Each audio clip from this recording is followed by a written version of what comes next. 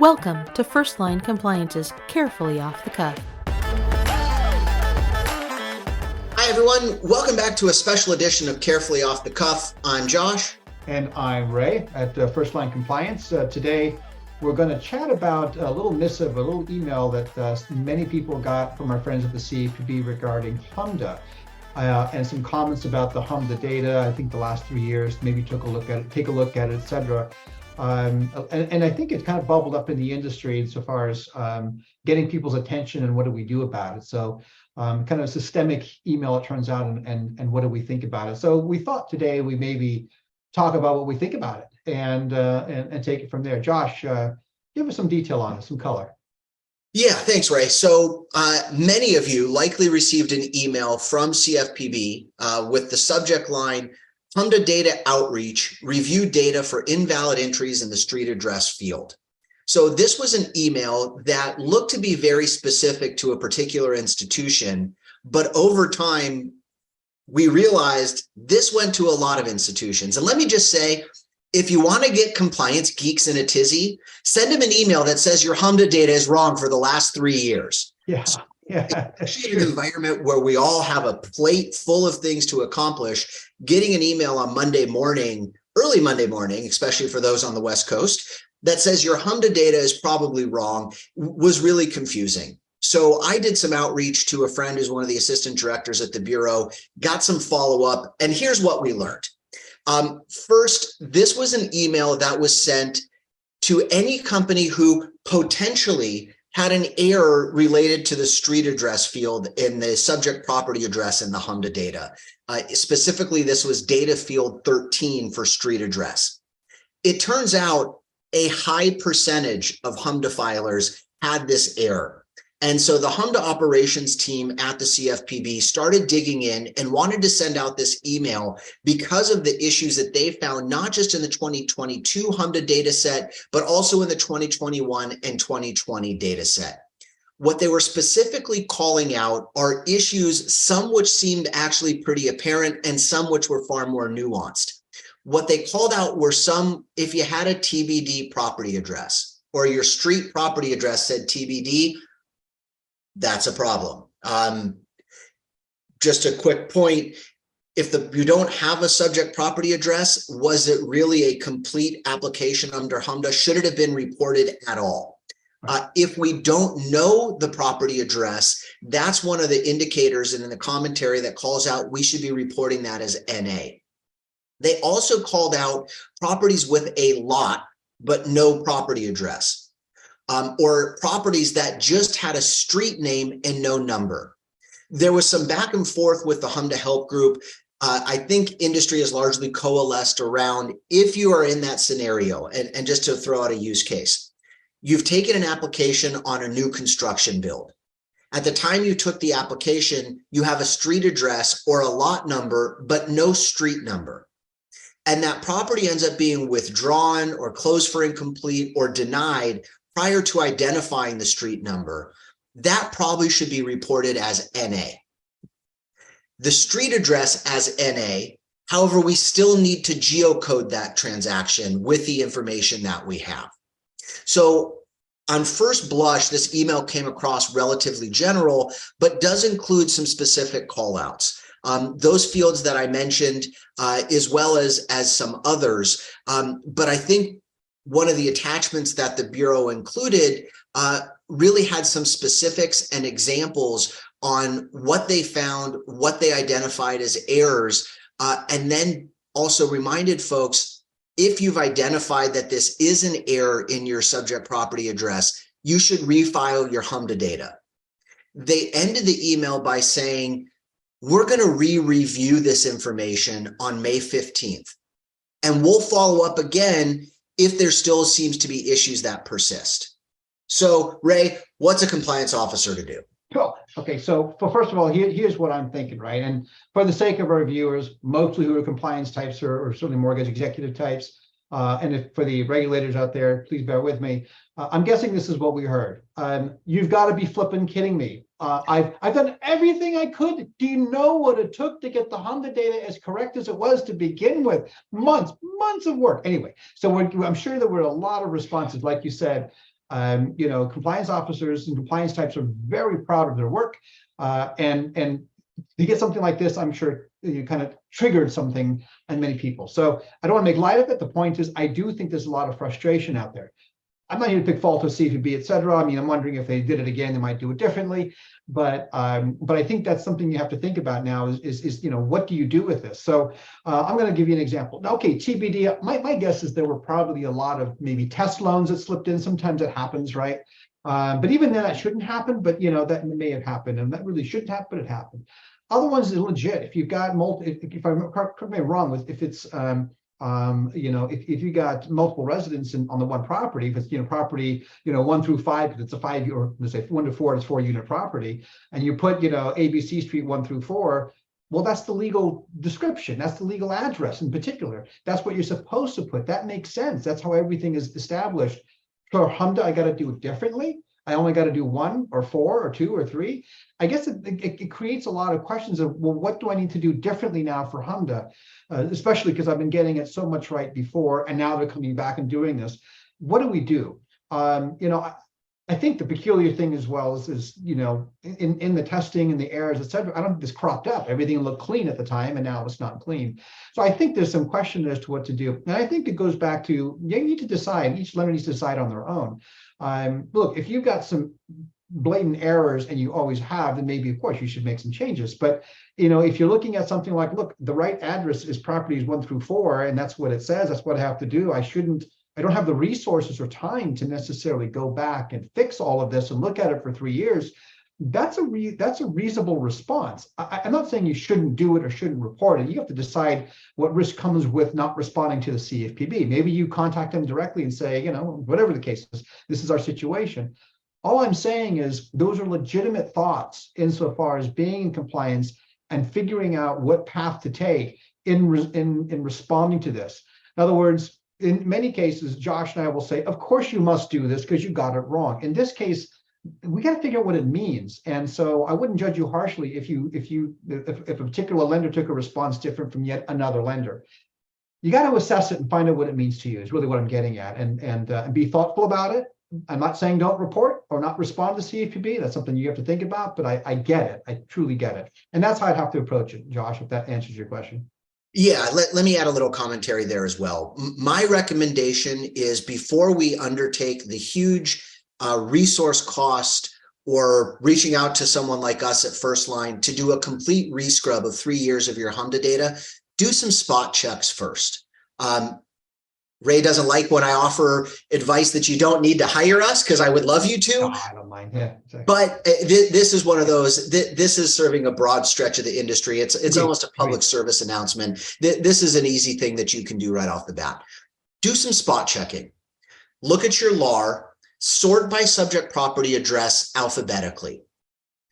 If you see TBD, probably a problem. Also, when you sort alphabetically, numbers are first. So if you look at the bottom of your list, or you do a reverse sort where Z would be first instead of A, you'll see that you have properties that have no number. If you see those, and there are a lot of those, that's probably an indication that you may need to refile or reach out to us so we can help you do some deeper analysis. That's the first hit. If you identify in your spot checking that you have no or almost no errors, that's probably not the right indication of needing to refile. I'm giving you some advice that's a little almost compliance schizophrenic. I always want you to be perfectly compliant, but I also understand operationally, perfect compliance can be really expensive. We do have the error ratio in significant fields. I'm always nervous about knowingly not refiling your data when you have an error, because there may be other errors that you need that 3% tolerance on. But if you see you have one TBD address, is it worth the resource and the lift to refile?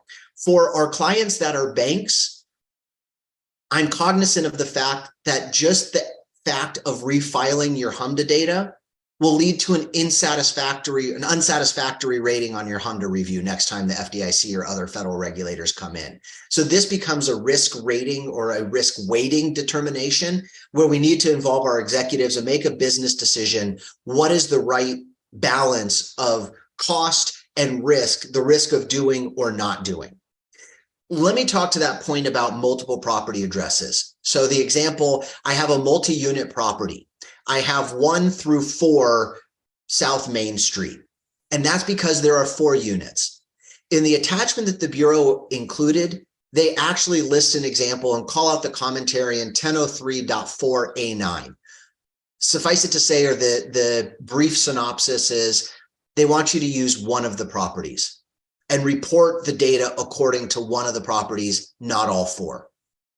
So this is an area where I think, or a topic I think probably needs some deeper review and deeper examination, but it's going to be individual to each institution to look at their data, to do that spot checking and understand how deep does this problem persist.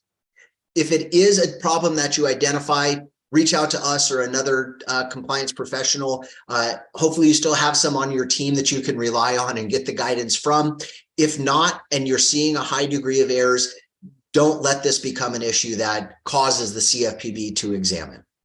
One final point, the way this is going to come up beyond the CFPB doing a data analysis is in the context of an exam. If you are likely to come under CFPB exam, that probably increases the risk and the necessity to refile.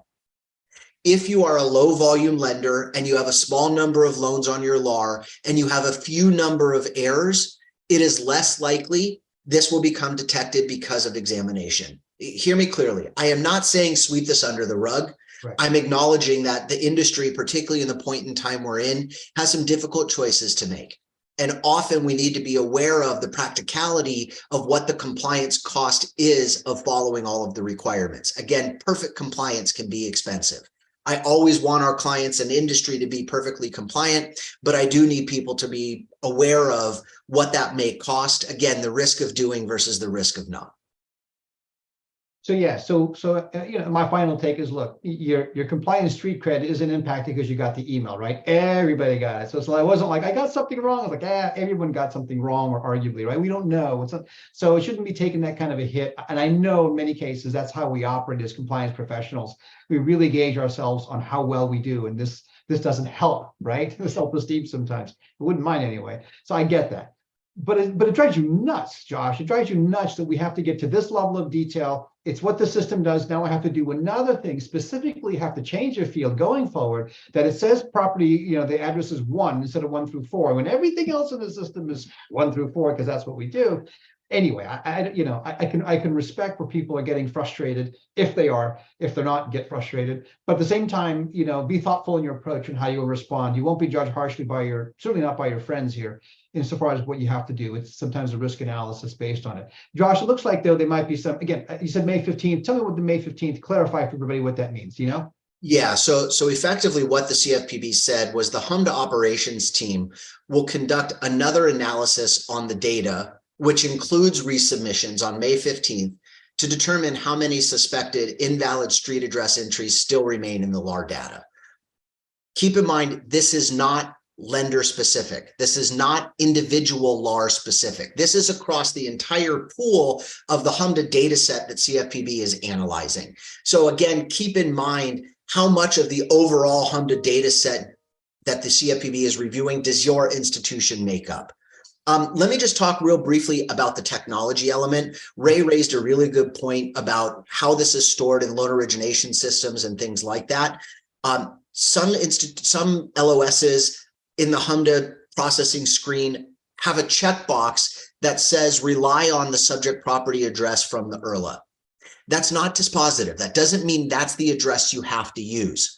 So my recommendation is, so long as you have that setting, perhaps uncheck that box if you're going to refile. Update the property address just for HMDA purposes, not on your IRLA, not on your note, not on the other documents that are going to be critical to include the specific street address as it applies for the legal description. This is HMDA specific. 2 other quick points. There are a lot of HMDA scrubbing softwares. They didn't catch this. This is not a dig at those companies. Right. This is just something that those technologies weren't looking for. So a lot of input or reaction that we saw was, well, wait a minute, I scrubbed my data. I didn't have any errors. To be fair, the HMDA CFPB filing platform didn't flag for this either. There were no edit checks. There were no validity checks that said your street address is wrong. If my CFPB friends are looking, if this is a critical date field and there's a requirement, let's add that as an edit check. Let's be fair, there are a lot of smaller institutions who do a really good job in scrubbing data.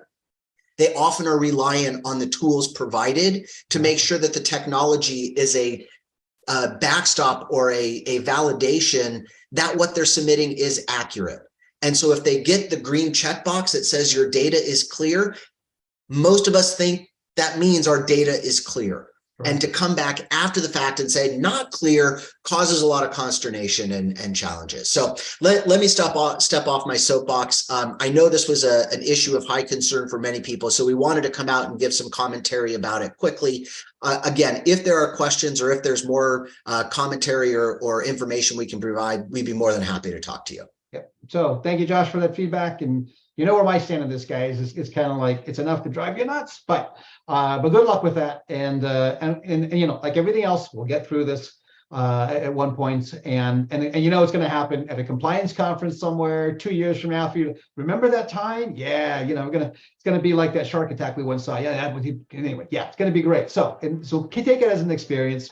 Figure out what you're going to do, and talk to compliance professionals if you got to get you all through this. That's really the key point. But you're not alone. You're not alone. This too shall pass. Yep, yes, too shall pass. So thanks, Josh. Thanks, everybody. Thanks again. And everyone, please rate, subscribe, review. We'll see you next time. Thanks again.